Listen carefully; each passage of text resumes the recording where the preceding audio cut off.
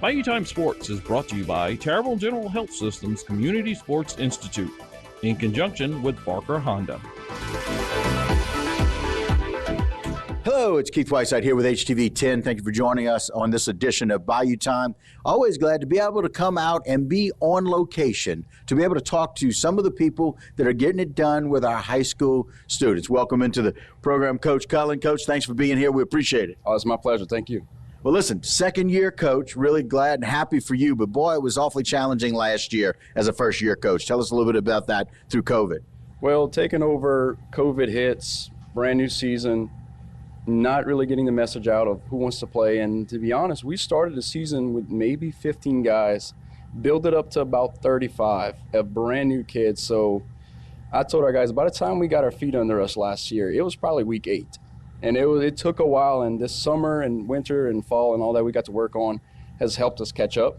But yeah, COVID could not have made my first season any more difficult. But at the same time, it taught me how to run things a different way, how to be accordance to what COVID is and how I can make things work.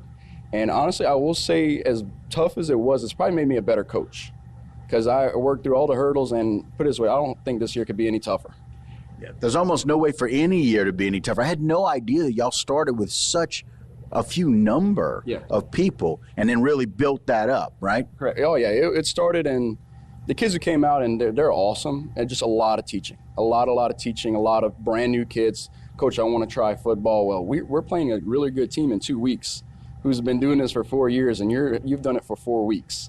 So it was a long catch up, but the guys have caught up. They're fantastic.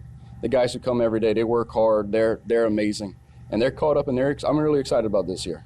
So speaking of this year, let's talk a little bit about some of the summer workouts that you guys had. Maybe some of the 7-on-7s. What you learned about your team, and hopefully what you learned about a whole lot more of a team than last year. Well, this year I'm super excited. I always told them since day one, I don't care if we're 1A, 2A, 5A. I don't care if we got 10 guys or 100 guys.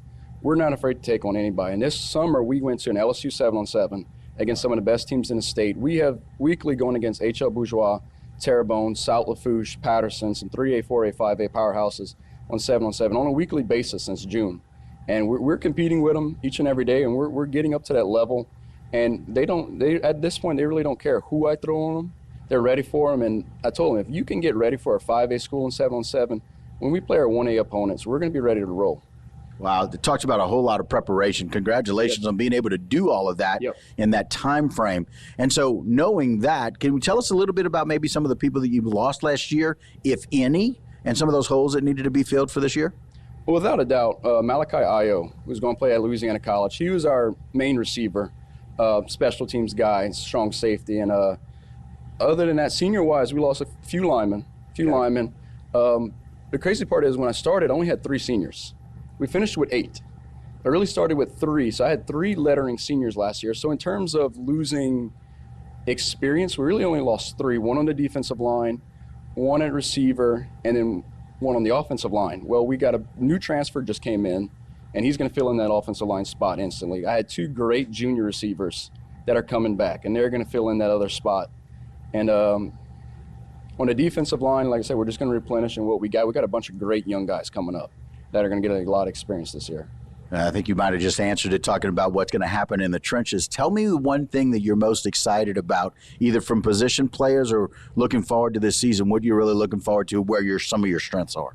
Well, strength-wise is our skill positions. I feel like I call them 5A guys. We got 5A guys at the skill position, and I'm excited. I got 2 guys, Caden Myers and Zacharias Gordon, at the wideout spots. They can score every time they touch the ball. I got Braden Buquet, a running back. He could score. He's lightning in a bottle when he gets the ball. Landon Winslow, a sophomore coming up, is an excellent running back. He's going to be able to do it on offense. And then Connor Mathern at quarterback. He's a returning starter. He's been in the system 4 years as a quarterback. So he's ready to take a senior leadership and hold all these guys together. And offensive line-wise was our biggest question mark, but they may be our most improved group over the summer. They have gone to HL and do offense and defensive line work as long as the 7-on-7s, and they're getting there to learning all their techniques. And I tell them, if you can block these 5A guys in 7-on-7 without pads, you're going to be able to handle district very, very easily. So they come along. They're probably our most improved group right now. It's awfully exciting, Coach. Speaking of district, tell me what your anticipation is about what's coming up for both your district and non-district games. Well, non-district, we're going to open up home against Mamou High School. All right, week 2, we're home against Westminster. Then we're going to travel to Morgan City for week 3, a 4A team. Week 4, we're going to be home against Ben Franklin, which is another 4A team. And then week 5, we're going to finish at St. John. That's a 1A or 2A, I believe. And in our district, the good thing about our district is last year they were loaded with seniors. Absolutely. That was probably the best. I got told by Coach Jack and others around, that was the best our district has looked in a long time. A lot of seniors. And the good news is it's kind of our turn to bring the seniors, and they're kind of rebuilding. So I'm excited for district. Our district is Central Catholic, Vermilion Catholic, Hanson, Centerville, and Highland Baptist. All right, talking to some of the players here at CCA, talking to another one of those players, another standout wide receiver. We'll talk a little bit about some of the things happening for you. Tell me your position, what you play, and what year you can graduate. Wide receiver, Zacharias Gordon, and 2022. All right. Last year was kind of rough, huh? A little difficult. You wore a different number last year. Tell me a little bit about that. You know what I'm saying? I'm just built different, so I had to get number 1, large. This is it, right? You see, you get what you get, right? Mm-hmm. Yeah. All right. Well, let me ask you. You worked out hard in the weight room. Did it slow you down any? No. No, not at all. All right. Look, because sometimes we bulk up and we get a little slower, but that didn't happen for you, right? No, sir. All right. Very cool. What's one of those things? Is there a couple of plays a coach has written in for you to be able to kind of use you as a decoy sometimes, and then later on you can burn somebody deep? Yeah, whenever Braden Buquet runs the chair route, and I just hit that go, I just burn him. Listen, I had a feeling there was one particular route set up just for you for that. Look, man, we look forward to seeing you guys play this year. So good luck, and we look forward to coming out. Thank you.